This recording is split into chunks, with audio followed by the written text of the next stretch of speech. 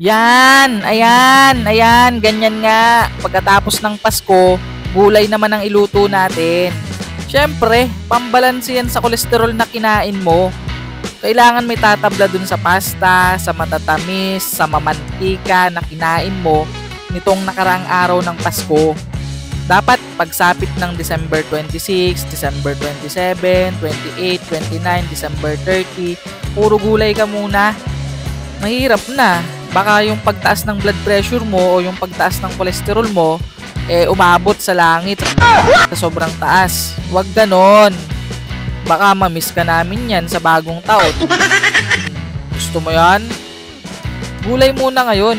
Prepare yan para sa December 31 hanggang January 1. Siyempre, alin man dyan ang madami kang ilulutong handa o kaya naman maraming handa na manggagaling sa mababait mong kapitbahay.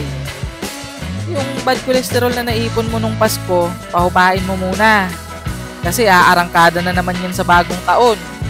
Kasabay nung paglipad ng mga quitis, baka magliparan din pataas yung resulta ng blood chem mo. Kaya eto, hiwain natin yung mga gulay na to. Hiwain natin sa paraan na kahit anong gusto mo. Basta mailuto mo yan.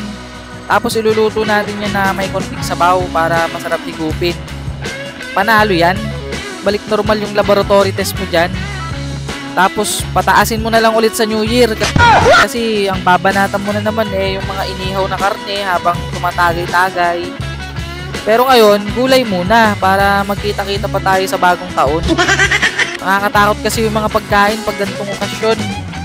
Nakakalimutan nating mabusog. Mayat maya yung kain natin. Titigil na lang tayo pag medyo sumasakit na yung batok natin. No, kaya naman kayo ba?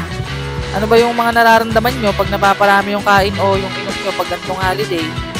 Yung iba kasi nakikita ko may dalang lunchbox. Akala ko pagkain yung laman, yun pala, puro gamot, puro maintenance.